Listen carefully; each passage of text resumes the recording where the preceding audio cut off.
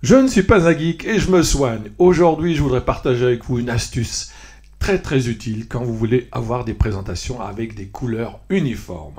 Eh bien, pour bien comprendre la pertinence de cette astuce, je vais déjà vous montrer comment je fais en temps normal avec PowerPoint. J'imagine que vous la connaissez, mais il est bien de le rappeler. Alors, pour ça, regardez. J'ai sélectionné déjà une photo, une image, une montgolfière avec du rouge et du jaune, un très joli rouge. Imaginez que sur la deuxième diapo, j'ai envie d'avoir ce rouge comme arrière-plan. Et bien pour ça, quand vous allez sur la deuxième, vous faites un clic droit, vous faites mise en forme et vous avez sur votre droite votre fenêtre qui s'ouvre pour la mise en forme. Et vous pouvez choisir la couleur, vous voyez. Alors, vous allez tout de nouveau sur votre première diapo avec le rouge, vous avez toujours votre mise en forme et là, vous sélectionnez toujours les couleurs et vous avez en bas, vous voyez la pipette. Vous cliquez sur la pipette, vous allez à un endroit du rouge qui vous plaît bien, vous cliquez dessus. Et là, vous faites appliquer partout, ce qui fait que votre deuxième diapo a comme arrière-plan exactement le même rouge que votre montgolfière. Alors jusque-là, tout va bien. Mais ça se complique. Ça se complique. Imaginons, je vais ouvrir une troisième. Ah bah oui, forcément. Donc je vais changer la couleur, je vais mettre neutre, juste pour vous montrer la troisième diapo. Imaginons maintenant que vous voulez prendre une photo, une couleur que vous avez trouvée sur le net, sur Internet. Pour ça, je vais diviser mon écran en deux, vous voyez. Et voilà. Alors là, j'ai fait une recherche couleur, j'ai mis photo, et puis ça m'a donné le logo de Google. Et imaginons que sur la diapo, la troisième diapo, vous voulez mettre le bleu de exactement ce bleu-là, celui-ci, le bleu clair, qui se trouve sur le logo de Google. Eh bien, vous ne pouvez pas avec votre pipette qui est ici, hein, vous ne pouvez pas avec votre pipette cliquer dessus, choisir le bleu et le ramener sur votre PowerPoint. C'est pas possible.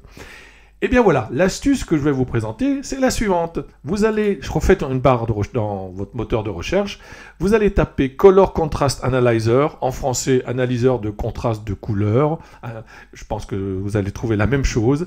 Et là, j'ai trouvé tpgi.com, ce qui nous donne ici tpgi.com. Vous voyez ici, vous avez télécharger, download, pour ceux qui ne parlent pas l'anglish, pour Windows ou pour Mac. Et ça va vous donner quelque chose dans ce genre-là. Alors moi, je l'ai déjà fait, et d'ailleurs, ça s'appelle CCA, voilà, Color Contrast Analyzer. Voilà la fenêtre qui s'ouvre, donc vous voyez bien que c'est la même chose que ce que vous avez ici. Donc si je vais revenir à mon logo, et alors là, sur ce Contrast Color Analyzer, il y a une pipette aussi, vous voyez. Donc je clique sur la pipette et je prends mon bleu, vous voyez, mon bleu qui est sur le logo de Google, et je l'amène ici. Alors il faut que je dégage, je l'amène ici, et le problème c'est que comment je vais l'amener ici, alors ça ne va pas rentrer là-dedans, sauf que là vous avez autre couleur. Et là vous faites personnaliser. Vous voyez, personnaliser. Et là, dans personnaliser, palette de couleurs, vous voyez, vous avez RVB.